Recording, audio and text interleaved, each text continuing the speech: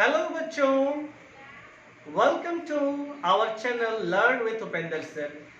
आज के वीडियो में आप सीखोगे हमारे साथ समकोण त्रिभुज यानी राइट ट्रायंगल और उससे रिलेटेड फॉर्मूलाज और सम्स। तो बिना देरी किए बच्चों शुरू करते हैं आज का वीडियो। त्रिभुज क्या होता है बच्चों? त्रिभुज होता है तीन भुजाओं से घिरे हुए क्षेत्र। जैसे देखिए यहाँ पे ए बी सी एक त्रिभुज है। तीन भुजाओं से घिरे हुए क्षेत्र को हम त्रिभुज कहते हैं। अब बात है कि समकोण त्रिभुज यानी राइट ट्रायंगल किसे कहते हैं? राइट ट्रायंगल का मतलब है कि वह त्रिभुज जिसका कोई एक कोण 90 डिग्री का हो। दूसरे शब्दों में हम कह सकते हैं कि किसी त्रिभुज का एक कोण यदि 90 डिग्री का हो तो उस त्रिभुज को हम समकोण त्रिभुज यानी राइट ट्रायंगल कहेंगे। ठीक है, अब आइए हम सीखते हैं कि पिथागोरस के प्रमेय से हम समकोण त्रिभुज यानी राइट ट्रायंगल का लंब यानी परपेंडिकुलर की लंबाई यानी कि AB की लंबाई, आधार यानी बेस BC की लंबाई और AC यानी कर्ड हाइपोटेनस की लंबाई ज्ञात कर सकते हैं। तो आइए इस फॉर्मूले के बारे में जानते हैं। नंबर 1, कर्ड इक्वल टू लंब स्क्वायर प्लस आधार स्क्वायर का रूट ओवर। ओके, इस फॉर्मूला से आप त्रिभुज का AC की लंबाई यानी कर्ड यानी हाइपोटेनस की लंबाई ज्ञात कर सकते हैं।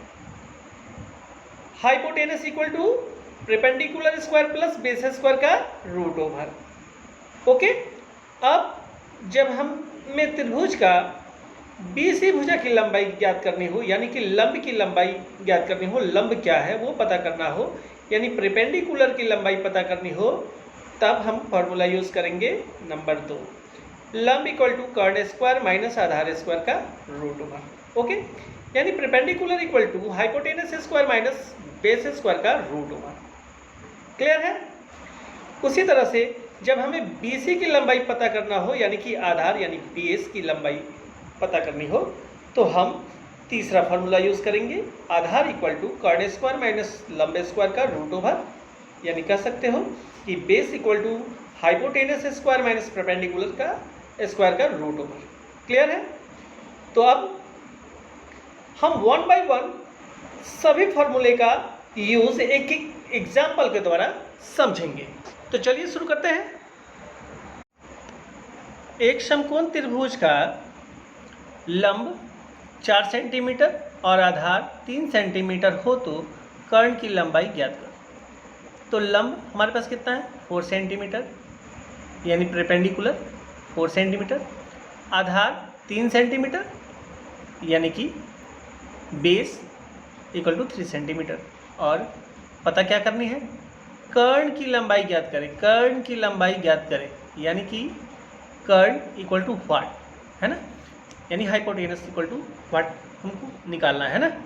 तो पहले एक त्रिभुज में देख लेते हैं। त्रिभुज ABC हमने यहाँ ड्रॉ कर रखा है।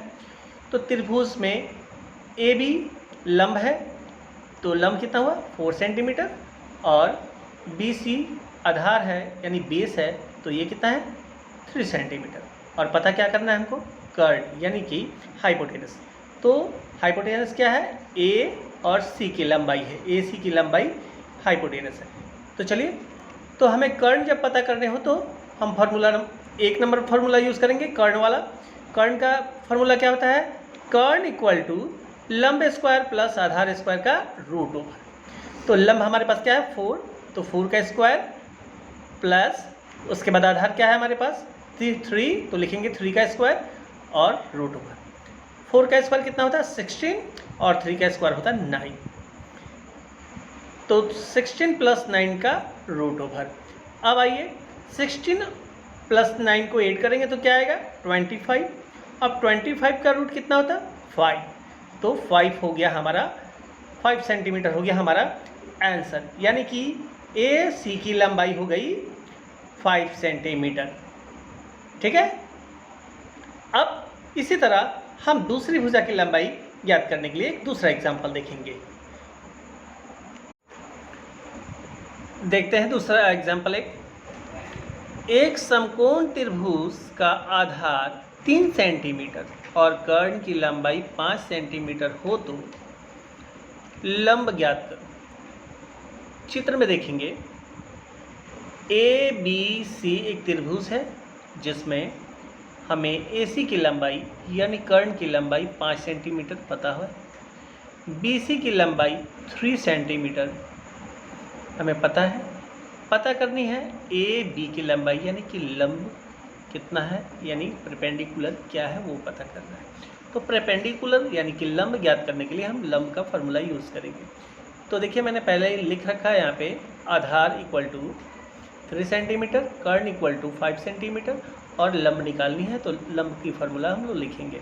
लंब इक्वल टू क्या होता है, कर्ण स्क्वायर माइनस आधार स्क्वायर का रूट ओवर। क्लियर। तो कर्ण हमारा कितना है 5 सेंटीमीटर, तो लिखेंगे 5 का स्क्वायर, माइनस तो माइनस, उसके बाद आधार का स्क्वायर यानी कि 3 सेंटीमीटर यानी 3 का स्क्वायर रूट ओवर।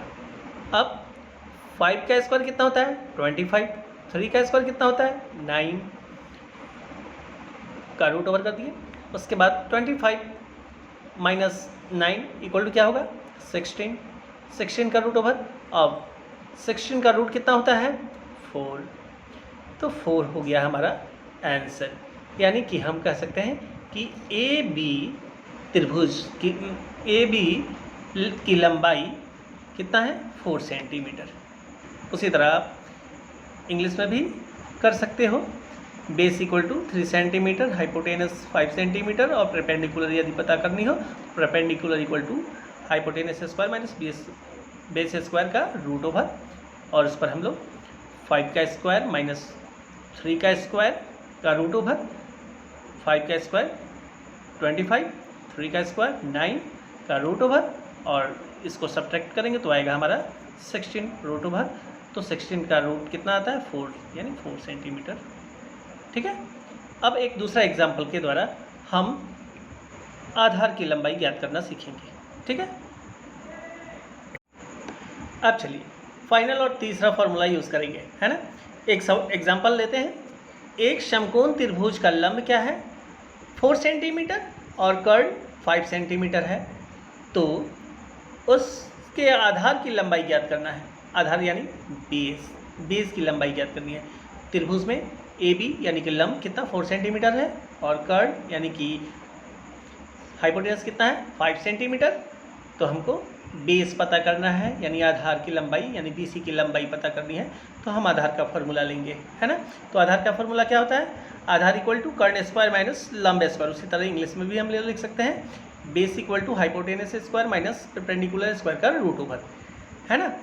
अब देखिए कर्ण कितना है मेरा 5, तो 5 का स्क्वायर माइनस 4 का स्क्वायर रूट ओवर। ओके। अब 5 का स्क्वायर कितना होता है 25, 4 का स्क्वायर कितना होता है 16, तो 25 माइनस 16 का रूट ओवर। आप इसको सब्ट्रैक्ट करेंगे तो क्या आएगा 9 का रूट, है ना।